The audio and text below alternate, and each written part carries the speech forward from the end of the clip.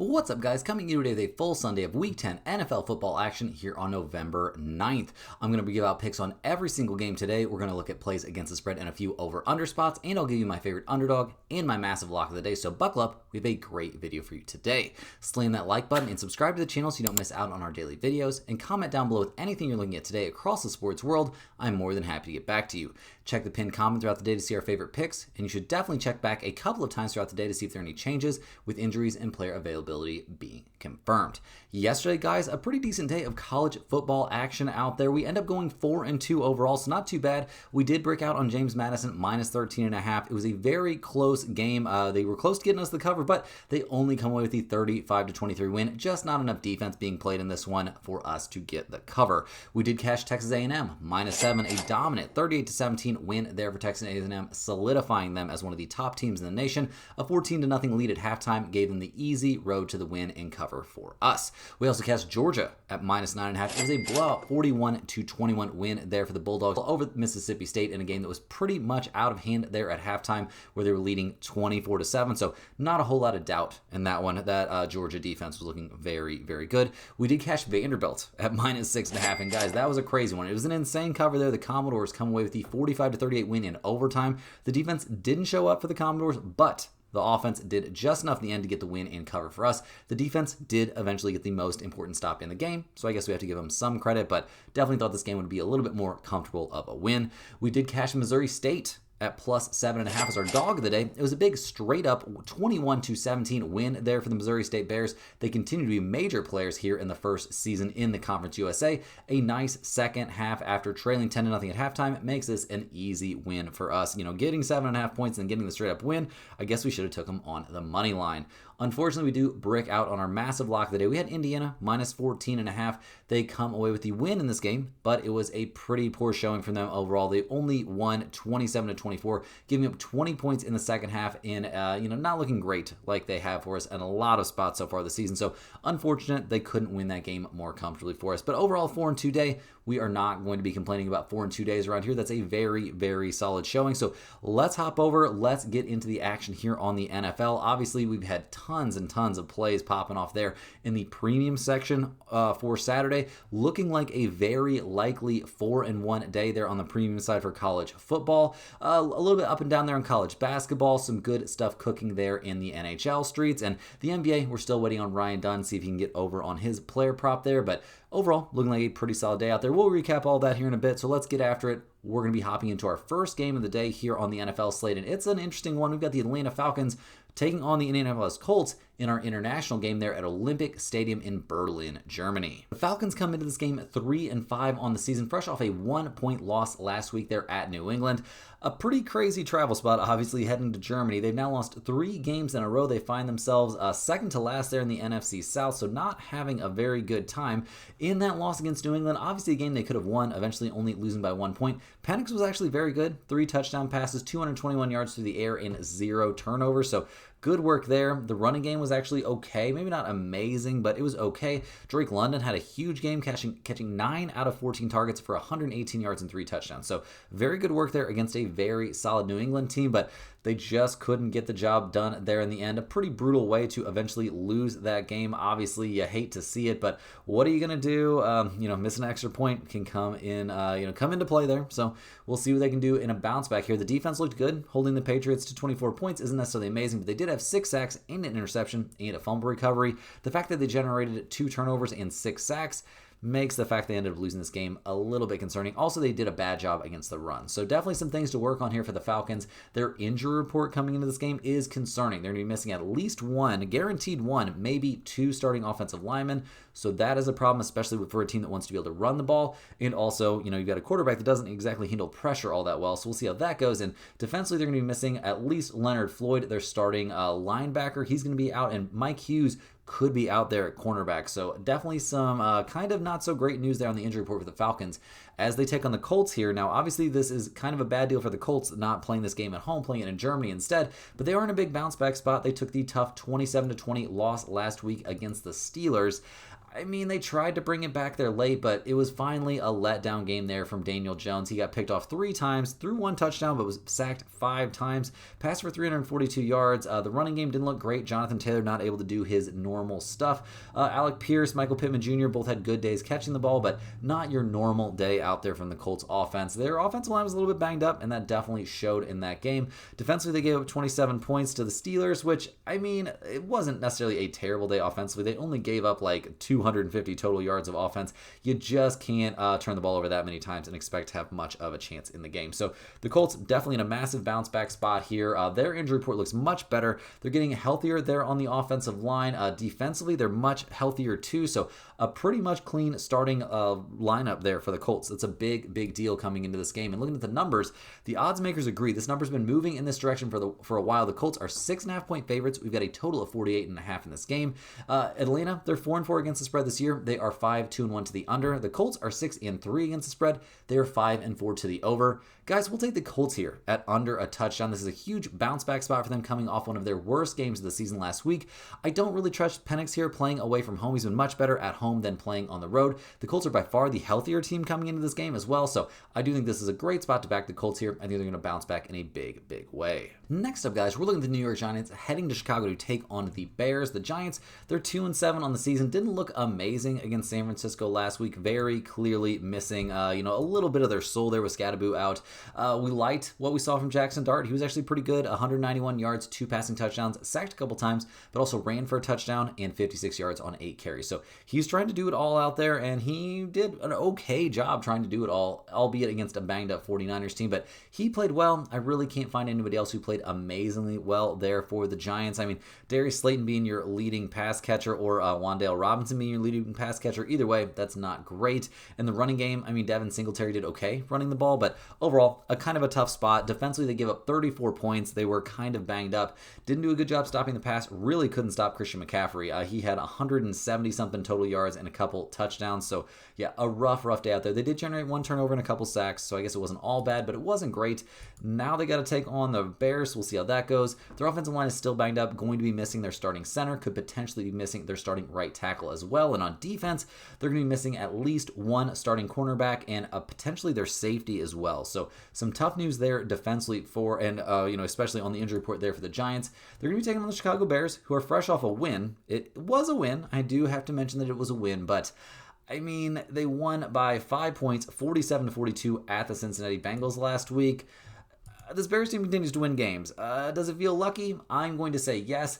We did like what we saw from Caleb Williams in general. 3 touchdown passes, 280 yards, sacked a couple times, not too bad there. He also ran the ball 5 times for 53 yards, something he's not always willing to do, but the running game is really what carried the day there for the Bears. They ran the ball really well, and this could be a situation where they want to run the ball a lot in this game as well. We'll see, but it definitely could be the case. Defensively, they were terrible last week. That is a concern. Gave up 4 passing touchdowns to Joe Flacco. Also had a couple interceptions. They really shut down the running game, though, and that is a good sign. We'll see what they can do here against a more mobile quarterback, but they generated 3 total turnovers. That's not too bad. The problem is they gave up 42 points. Gonna have to do something about that. The Bears defense in general this season is 29th in the NFL, giving up 28.4 points per game. But the good news is they mostly just suck against the pass. So we'll see what they can do here against a run-first kind of team, or a team with no good wide receivers, I guess. The Bears injury report looks pretty good. Swift could potentially be back for this game. Sounds like he's fully expected to play in this one, so he should be ready to go. Big news out there for fantasy owners, I will say that. Defensively, they could be missing their starting defensive end and their starting middle linebacker, so that's not great news. This team has shown a little bit of depth there on defense, but obviously not great over the last couple weeks. But the main problem for them has usually been their secondary. Now, looking at the numbers here, guys, the Bears are 4.5 point favorites. We've got a total of 46.5 in this game. The Giants are 2-3 against the spread on the road, 5-4 to the over. The Bears are 2-1 against the spread at home, 5-2-1 to the over. My main lean on this game is actually going to be under 46.5. Chicago's been primarily winning because of miracles and gifts from the other team.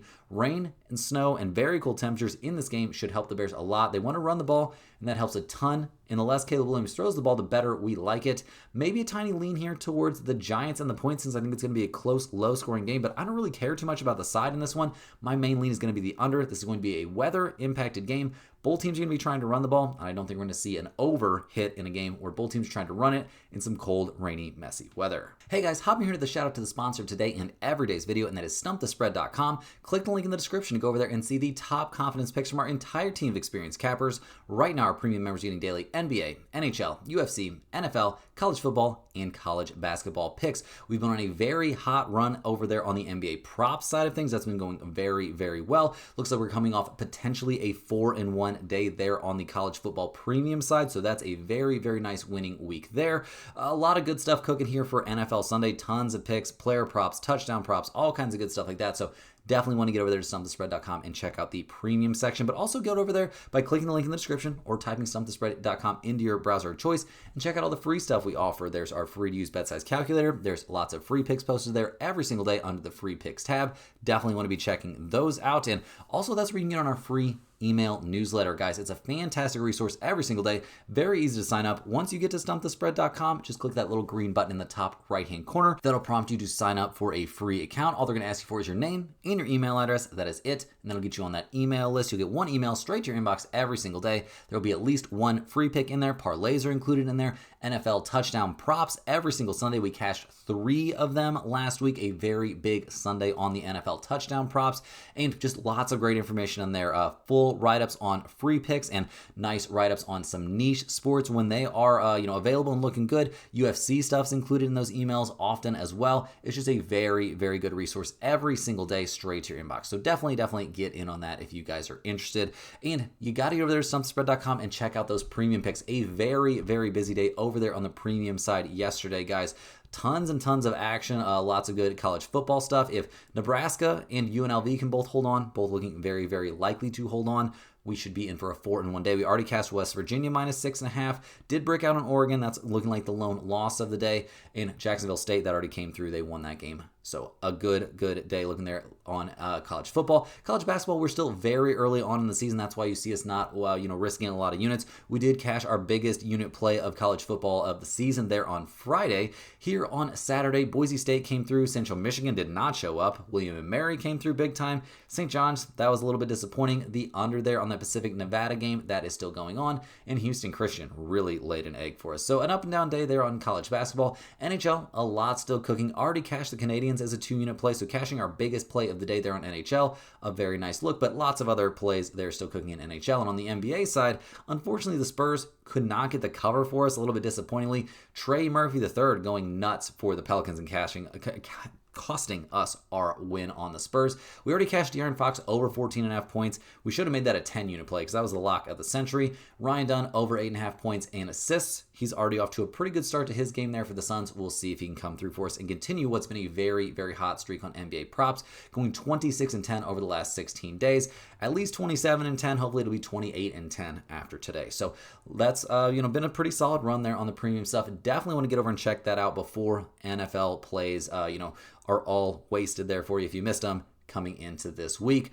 Also, guys, if you're a huge fan of what you're seeing from us here every single day, click that little join button right below the video to sign up for a YouTube channel membership. YouTube channel members get early access to all of our videos, get their name up on screen in every single video, but maybe most importantly, get access to our members only giveaways. We give away a Stump the Spread hoodie here every single week to one random channel member. We're hoping we're going to get that up to 2 giveaways per week. We're at 115 channel members. If we can get to 125, we'll start doing 2 giveaways every single week. The next giveaway is going to be on Monday's video, so make sure you are signed up for a if you're wanting to get in on that giveaway, make sure you're signed up for a YouTube channel membership before Monday's video would be coming out. You definitely want to get in on that, guys. If you're interested, we love giving away those hoodies. It's great. Love to give something back to the community. Hopefully we can get to where we give away 2 hoodies per week. But let's go ahead and dive back in, guys. A ton of NFL action here still to cover, and we're looking at a pretty interesting game here coming up next. We've got the Buffalo Bills. They're going on the road in this one to take on the Miami Dolphins. The Bills come into this game fresh off one of their biggest wins of the season. It honestly feels like maybe not a career-defining, but maybe a season-defining win there for Josh Allen as the Bills take down the Kansas City Chiefs 28-21. A nice win there. They're now 2-0 coming off of their bye week, so very good look there. Josh Allen, 23 of 26, 273 yards and a touchdown in that game. He also ran the ball 6 times for 19 yards and 2 touchdowns. He was sacked 3 times, but a very good day from him. James Cook was a monster, running the ball 27 times for 114 yards. very, very good look out there from the entire Buffalo offense. Dalton Kincaid had a big day catching the ball. All good news there. Putting up 28 points against a very tough Chiefs defense is excellent, excellent work. Defensively, I have some question marks about this team. They did pick off Mahomes once, had 3 sacks. They did slow down but not stop the running game. The big concern here for the Bills is that lack of rush defense. It's not great, and over the course of the season, the defense has not necessarily been amazing. They are 9th in the NFL, giving up 20.9 points per game, but when you look at the way they've played against good teams, the defense has not been very good at all. I mean, they've also had a pretty easy schedule. They gave up 41 points against in that crazy win against the Ravens in Week 1. Gave up only 10 points to the Jets. Congrats on that. But when they played Miami earlier this season, and this was a home game for the Bills, they ended up winning that one 31-21. So a little bit of a concerning spot here for the Bills. Their injury report looks okay. Joshua Palmer is questionable, so they could be missing out on their wide receiver 3. Defensively, definitely room for concern, not only up front where we see Daquan Jones questionable there at defensive tackle, but we could be missing a starting cornerback and another member of the secondary as well. So yeah, this defense is not maybe in the best shape for this game. Now, they are taking on a pretty terrible team facing the Miami Dolphins here. The Dolphins not having a great time. They just got blown out there in Lamar Jackson's return, losing 28-6 in that one. And we were on the Ravens in that game. So thank you, Dolphins, for sucking in that one. But yeah, we'll see what they can do in this one. Against Baltimore, not an easy team for Miami to face. Tua was pretty bad. 261 yards, 0 touchdowns, 1 interception, and sacked twice. A-Chain actually did really good work there on the ground. His success will be pivotal in this game. Waddle actually having a pretty good game, but the problem was fumbling the ball away twice and getting picked off once. You got to do a better job of taking care of the ball. Defensively, they had no answer for Lamar Jackson or Derrick Henry. I don't expect very many teams to have answers for those two problems, so I'm really not going to look too down upon the Dolphins defense after that showing. Over the course of the year, they're not great defensively. Obviously, we know that, but they're taking on a Bills team. They're going to have to figure out a way to stop Josh Allen. I don't know if they'll be able to stop him, but maybe they can stop him by taking the ball out of his hands. Now, in terms of the injury report here for the Dolphins, they're very healthy. Julian Hill is questionable there at tight end. Other than that, they're ready to go on offense. We do see them missing at least one starting defensive end. They could be missing Douglas there as well, but we'll see. We'll see. This hasn't necessarily been an amazing defense, but this is an interesting spot, guys. The Dolphins are getting 9.5 points at home in a day game. We've got a total of 50 in this one. The Bills, they're 2-1 against the spread on the road this year. They're 4-4 to the over-under. The Dolphins are 2-2 against the spread at home. They are 6-2-1 to the over. You could maybe look at the over on this one, but as gross as this feels, I really like this spot for the Miami Dolphins getting 9.5 points. I don't like it. I don't even want to watch it after betting this game, but Josh Allen on the road, as more than a touchdown favorite, is 2-6 against the spread in his career. Underdogs of 7 or more, coming off a loss of 20 or more, are 15-7 against the spread. This is a huge buy low spot on the Dolphins. I think A-Chain could go nuts in this game against a bad run defense. 2 at home or indoors is always better. In his second home game in a row, he is 9-3 against the spread and 3-0 against the spread in that situation as an underdog. 2 at home in his career is 26-11 straight up. And when they lose and have the following game at home, he is 3-0 straight up and against the spread. Guys, this could be our dog of the day. We're taking the Miami Dolphins here, getting 9.5 points. You could actually wait around. There's potential this could go up closer to game time, but I'll go ahead and take Miami here, getting 9.5. Maybe some of you guys can get them at +10. Next on the docket, we're looking at the Baltimore Ravens going on the road to take on the Minnesota Vikings. The Ravens are 3-5 on the season, but they've won 2 in a row. Lamar Jackson is back. Things looked really good their last time out. Going into Miami, getting that 28-6 win. Love what we saw from Lamar. 4 touchdowns, 204 yards through the air. Only ran the ball for 14 yards. Didn't need to run it a ton. That is very good news. Derrick Henry looked great. 19 carries, 119 yards from him. The receiver group looked great. Everything looked very, very good. And defensively looked amazing, giving up only 6 points there against the Dolphins. A very, very good showing, albeit maybe still a little bit vulnerable to the run. We'll see how that works out in this one. But the Ravens have to feel very, very good about how the defense has played the last 2 weeks, giving up 16 points to Chicago and 6 points against Miami. Obviously, the offense is humming. We'll see if they can keep on rolling here. They're fully healthy there on offense, fully healthy on defense. That is basically a cheat code here at this point in the season. If you're healthy, that is a huge, huge win. And they're going on the road in this one to take on the Minnesota Vikings. The Vikings, they are 4-4 on the year, potentially coming off their biggest win of the season, and their biggest win in quite some time. Actually, not potentially, 100% their biggest win of the season. They got the 27-24 win there at the Detroit Lions. A monster game there from J.J. McCarthy. We were fading him in that game. He played great. Kind of. 2 touchdowns, 1 interception, sacked 5 times, only passed for 143 yards. Now, he did try and do some damage on the ground, but it took him 9 carries to get 12 yards. He did have a rushing touchdown, though. Aaron Jones and Jordan Mason both looked good in the running game, but maybe not great. So we'll see what they do in this one, but I'm not going to overreact here to the Vikings. Now, defensively, they looked good, holding the Lions to only 24 points. But that was a Lions team with a very, very banged up offensive line. So we'll see what they can do in this one. They are playing at home, so give them a little bit of credit for that. Their injury report is looking fairly clean. They are relatively healthy on offense. That's good. On defense, Theo Jackson could be out, but other than that, they're looking very, very healthy. They're still getting 4 points in this game. We've got a total of 49. Baltimore only 1-2 against the spread on the road this year, albeit with a lot of injuries. They're 6-2 to the over. Minnesota 1-2 against the spread at home, 7-1 to the over. I wouldn't fault anybody for taking over 49. I think that's okay, but much better than that, guys. I love the Baltimore Ravens here either at -4 or potentially at -225 on the money line as our lock of the day. Now that this team is fully healthy, Lamar Jackson and Derrick Henry are ready to carry them back to the top of the AFC North. The Vikings aren't going to be able to pressure Lamar like they did last week against the Lions and Goff. And we are not about to see back-to-back games like that from J.J. McCarthy, even though he wasn't that good last week. Also, the Vikings have struggled against the run overall this season.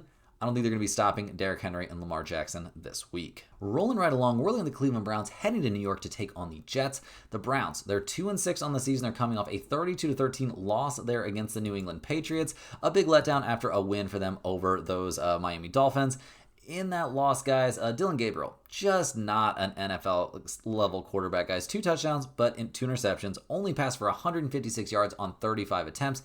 He was only sacked once, so I guess congrats on that. The running game didn't do too much there for the Browns. And I mean, the defense, they sacked Drake May 6 times. It's not on them that 32 points were surrendered in this game. They slowed down the run but didn't stop it. You can only do so much when you keep getting put in terrible situations. They did come up with 2 turnovers, so good work there, but the Cleveland Browns just seem like a much different team playing at home versus playing on the road. So we'll see what they can do in this one. They are playing on the road here. Their injury report looks not amazing. I mean, Cedric Tillman could be out for this game. Isaiah Bond is out for this game, and on defense, we do see their middle linebacker questionable. We'll see if he can make it back for this one, but definitely not a lock that he comes back. So we'll see what they can do here. They are playing one of the worst teams in the NFL. They're taking on the New York Jets, who are 1-7 on the season, coming off their first win of the year. They went into Cincinnati and got the 39-38 win.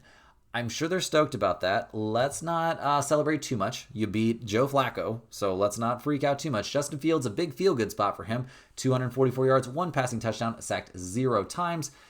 But that was by the Bengals, so let's not freak out too much. Ran the ball 11 times for 31 yards, so that was not very successful. Breece Hall really deserves most of the credit, and Isaiah Davis for this win. They combined for 25 carries, 2 rushing touchdowns, and almost 200 yards. So, yeah, they're the ones that carried them to the win here. The defense was terrible, continues to be terrible, gave up 38 points, allowed Joe Flacco to pass for 223 yards and 2 touchdowns, only sacked him once, gave up a ton to the run as well.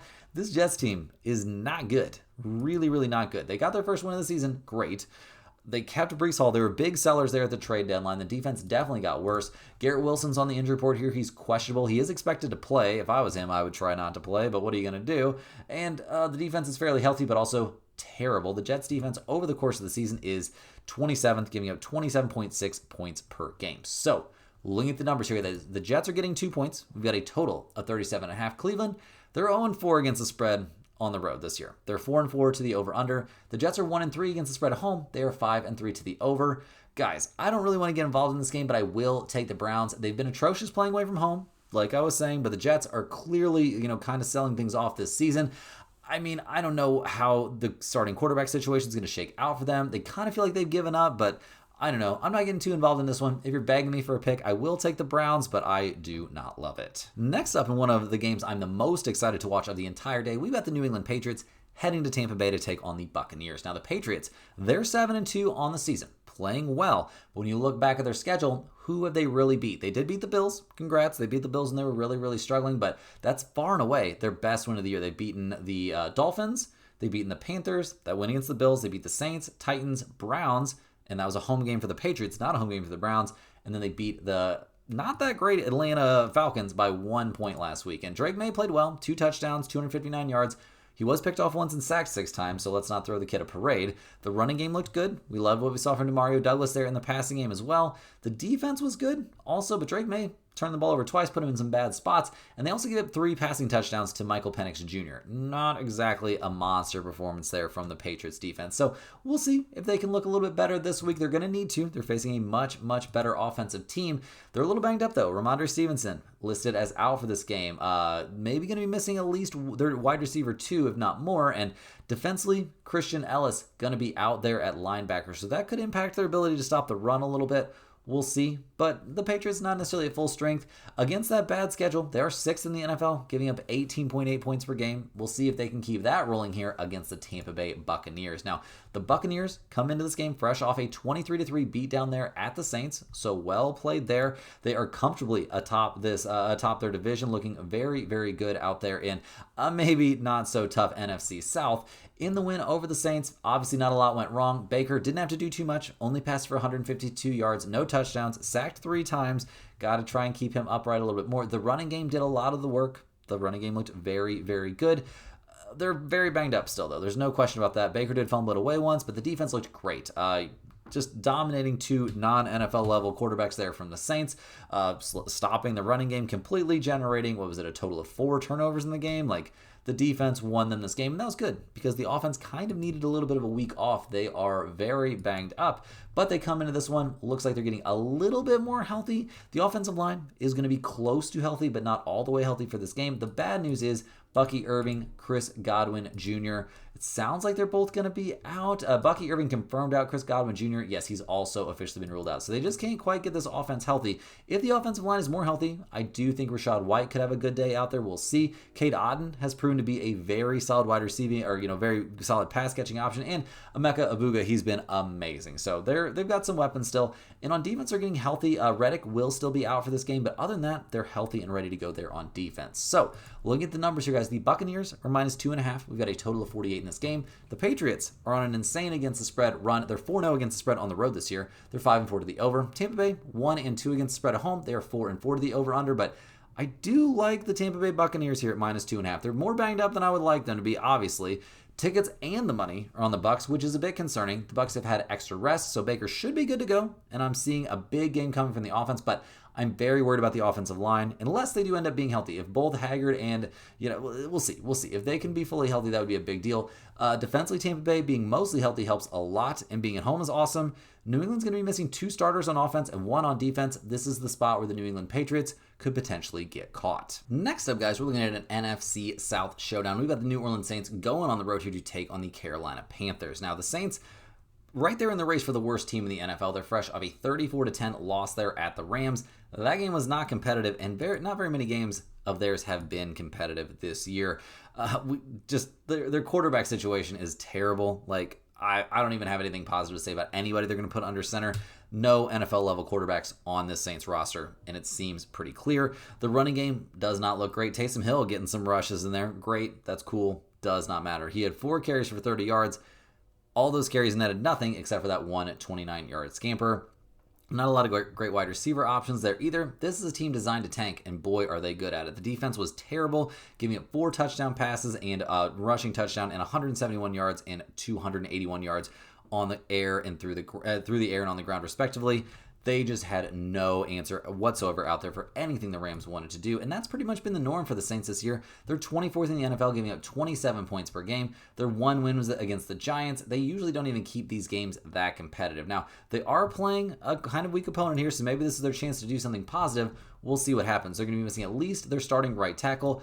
Kamara could be out for this game as well. He's questionable with an ankle issue, and he's had ankle problems throughout his career. And if they really are trying to tank, which seems very, very likely, why would they put him out there? Defensively, they could be missing one of their starting defensive ends. That's not great, but it doesn't really matter. This is one of the worst defenses in football right now. So we'll see what they can do on the road against the Carolina Panthers. They come into this game 5-4 on the season, fresh off a win there over the Green Bay Packers. So well played there. I mean, they've won 4 out of their last 5 games. They haven't been beating the toughest teams out there, but the team they're about to play might be the least tough team in the NFL. Now, in that win over the Green Bay Packers, Bryce Young, not great. Only passed for 102 yards, but he did do some very positive things out there. Made some heads-up plays. Dowdle playing amazing. 25 carries, 130 yards, 2 touchdowns. Very good work there. They need to be handing it to him as much as they possibly can here against the Saints team if they want to win. Now, the defense for the Panthers really rounding into form. Like the Packers, they play down to the level of their competition. Don't get me wrong. We were on the Panthers in that game against the spread. It should have been on the money line, it looks like, because they did get the outright win. They held Jordan Love in check, picked him off once, held the running game, maybe not in check, but definitely slowed down Josh Jacobs there quite a bit. I mean, really liked what they did. They generated a couple turnovers in that game and only gave up 13 points, a very solid showing from a Carolina Panthers defense that's all the way up to 16th in the NFL in points against, and they've been really good recently with the outlier there getting blown out by the Buffalo Bills, who were coming off a bye week in that week. So loving what we're seeing from the Panthers. Their injury report looks okay. McMillan could be out for this game, so missing one of their top wide receivers is obviously not amazing, but it sounds like despite that hamstring issue, he is expected to play. They will be missing their starting right guard. That would be a problem against most defenses. I don't think that's a big problem against the Saints. And defensively, they are fully healthy coming into this game. So looking at the numbers, the Panthers are 5.5-point favorites. We got a total of 38.5 in this game. The Saints are 1-3 against the spread on the road this year. They are 6-3 to the under. The Panthers are 3-1 against the spread at home. They are 5-4 to the over. I like the Panthers here, -5.5 quite a bit. Road division dogs haven't been as good lately. That hasn't been the big concern it normally is. The Panthers having a great rushing game and being very good at home. This seems like an excellent spot to take the Panthers here at anything under a touchdown. So yeah, I know the Saints being, big underdogs there in the division, but I'm not too worried about that. I think the Panthers win this comfortably by at least 1, if not 2 scores. Cruising through these games, we're looking at the Jacksonville Jaguars heading to Houston to take on the Texans. Jacksonville's 5-3 on the season. They're fresh off a 1-point win over the Las Vegas Raiders, so not exactly amazing. Like I said, they are 5-3 on the year, but you're not supposed to need overtime in a situation like that. I mean, and the Raiders went for the win. I don't know. They're in overtime. I don't know how I feel about that. Trevor Lawrence was terrible against one of the worst teams in the NFL. That's kind of turning into his MO. I think he's actually holding this team back quite a bit. I do think he'll hold this team back in this game as well. Travis Etienne Jr., I guess he should get more touches. He's really probably the best player on this offense. And defensively giving up 29 points and to the Raiders, gave up 4 passing touchdowns to Geno Smith. My God, not a lot of positive things happening. They got shredded by Brock Bowers. I don't know, guys. This Jaguars team really not impressing me. Their injury report doesn't look great either. Brian Thomas Jr. out, Hunter Long out, and Ezra Cleveland out there on the offensive line. So they will not be fully healthy on offense. They're also going to be missing Jordan Lewis there on defense, so not healthy on either side of the ball. They're going to be taking on a Houston Texans team that is definitely not healthy either. They are playing at home here. They're fresh off a tough 3-point loss there against the Denver Broncos in a game where we saw C.J. Stroud. I don't know if I want to say it was a cheap shot or not. Seemed a little cheap. He gets knocked out of this game. Davis Mills clearly not quite ready for this spot, especially against one of the better defenses in football. He didn't look that great out there. Nick Chubb did okay, did what he could. They really need more there from the passing game. Dalton Schultz, a nice game. Nico Collins, healthy, and a nice game for him. Davis Mills, a full week to prep for this one, so that should help. Defensively, this team looks amazing still. Gave up only 18 points to the Broncos, slowed down Bo Nix, basically stopped the Broncos' running game, or at least slowed it down a lot. A very good day there from the Houston Texans defensively. Over the course of the year, they're first in the NFL, giving up 15.1 points per game.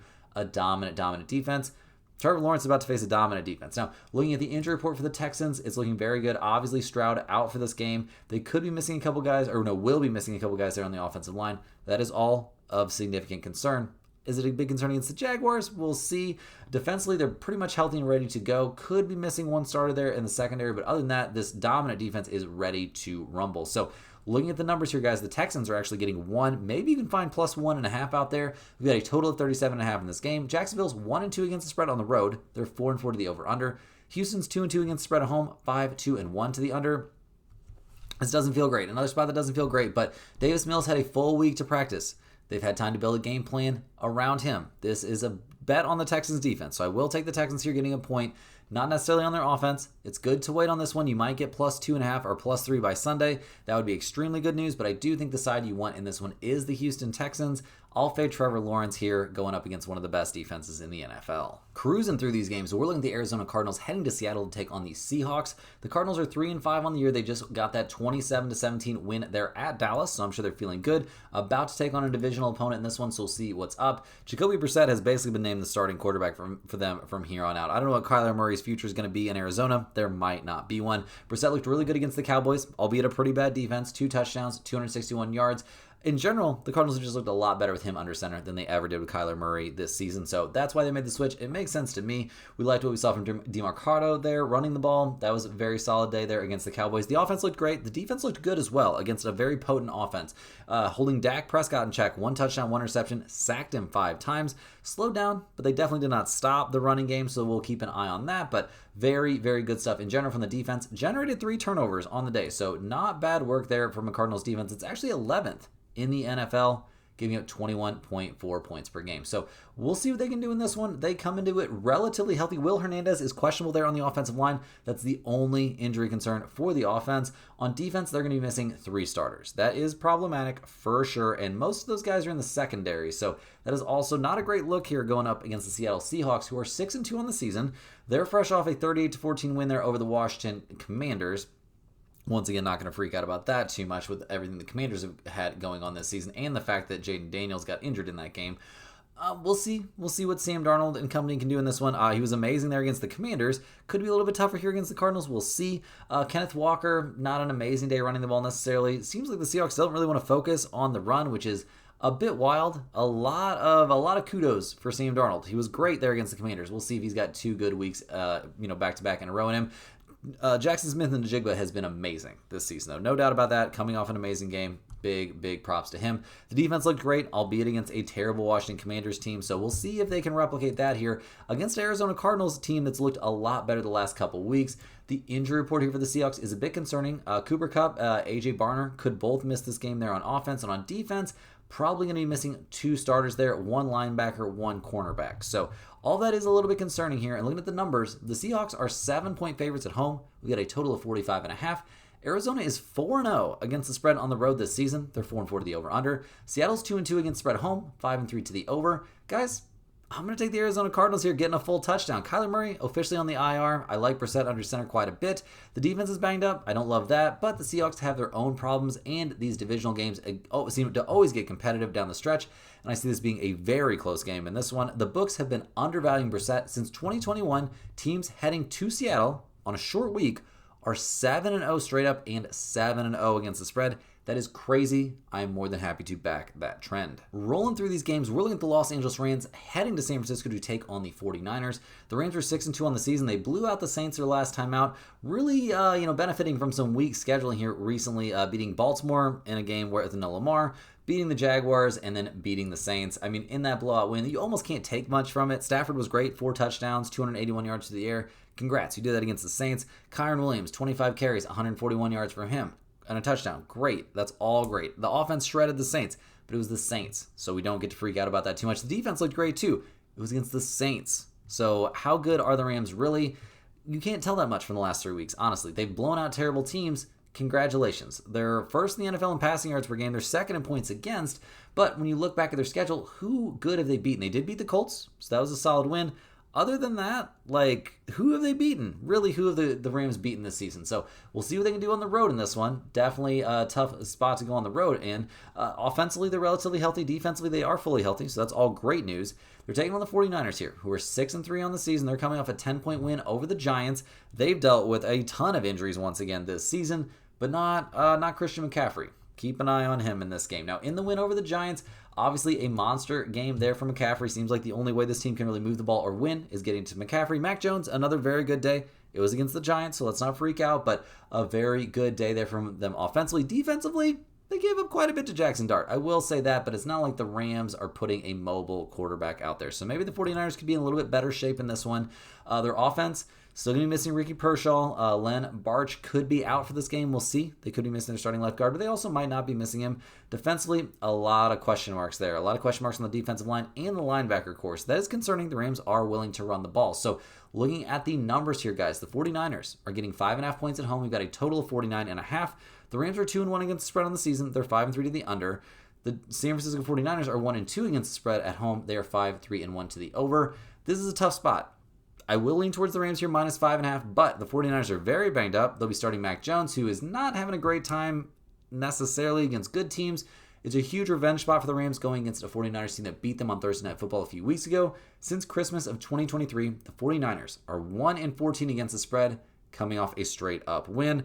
Give me the Rams in this one. I think they win by a touchdown. Rounding into the home stretch, we're looking at the Detroit Lions heading to Washington to take on the Commanders. The Lions laid an egg their last time out, losing 27-24 against the Minnesota Vikings. Right now, the Lions are 5-3 in the NFC North. They are like one tie behind the Green Bay Packers, which is kind of a wild thing to see. They struggled against J.J. McCarthy last week, and albeit they were very banged up, but the defense didn't have a good time. Goff was good. 284 yards, 2 passing touchdowns.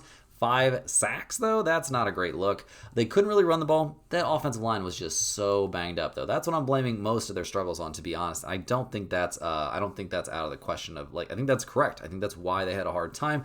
We liked what we saw from Sam Laporta and Amon-Ra St. Brown in the game. The defense, though, just sucked. They did sack McCarthy 5 times, but also let him throw 2 touchdowns. Picked him off once.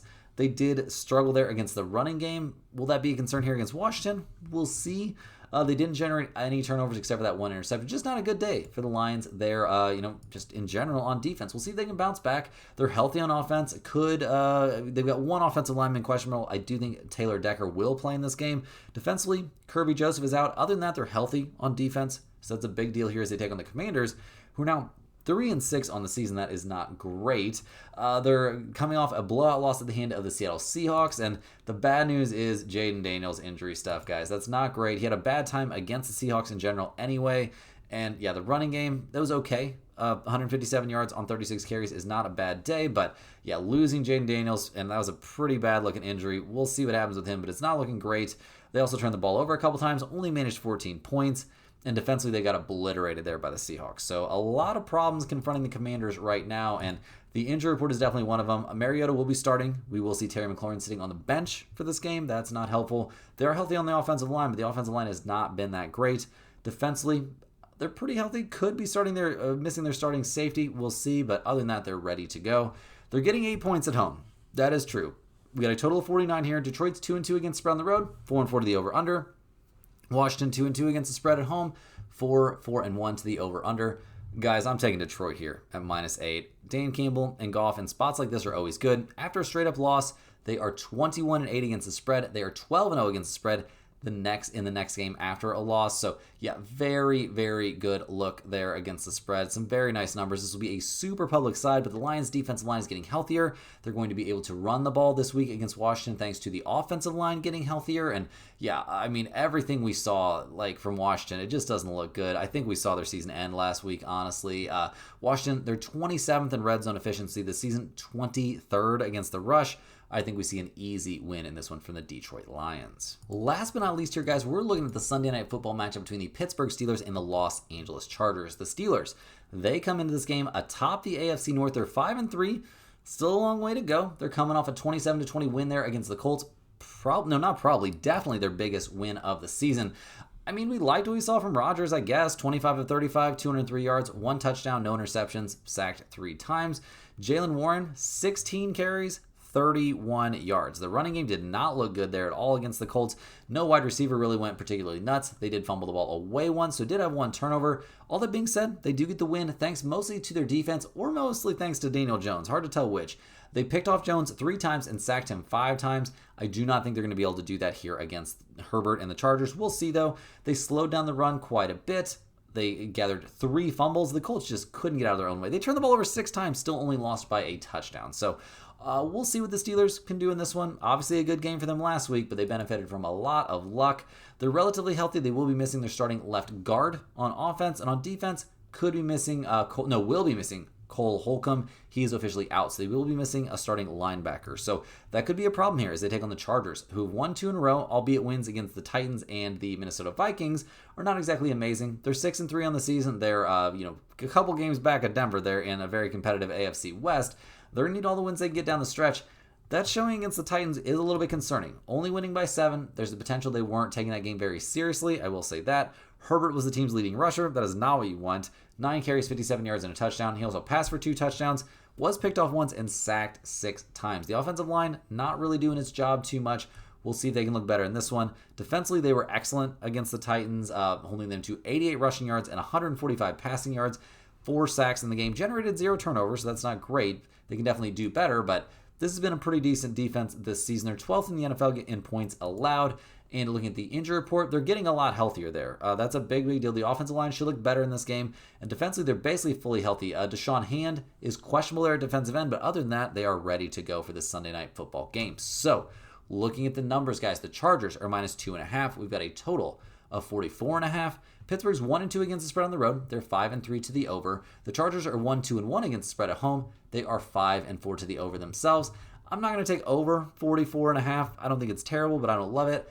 I do like the Chargers here at -2.5 quite a bit. Herbert is 5-0 against the spread in his last 5 night games. In his career, he is 16-9 against the spread in night games. I do worry about the Chargers offensive line, but coming off a long and physical game last week, I have tons of concerns about a Steelers defense that has been pretty bad this season, and this is the perfect sell high spot on Pittsburgh, coming off probably their biggest win of the season. Definitely give me the Chargers here at -2.5. Guys, that's all the games we have here on a very busy NFL Sunday. Hit that like button for good luck on all of your bets. Subscribe to the channel if you're new around here, and let me know in the comments any questions you have on today's slate. I'm more than happy to get back to you. I appreciate everybody watching these videos. Make sure you're clicking the link in the description to get over there to stumpthespread.com. Check out all the free stuff we offer over there under the free picks tab. Get on that free email list. It's very easy to sign up for that. There will be tons of touchdown props in there for today's game. So definitely want to make sure you're getting in on that email list. It's a great resource every single day throughout the week, not just on Sundays. Also check out all the premium stuff over there at stumpthespread.com. There will be premium NBA, NFL, NHL hockey, all kinds of good stuff popping off over there under the premium picks tab here on Sunday, but every single day of the week. Great value in there. So definitely get on that, guys, and we'll see you right back here tomorrow, same time, same place, for more sports betting action.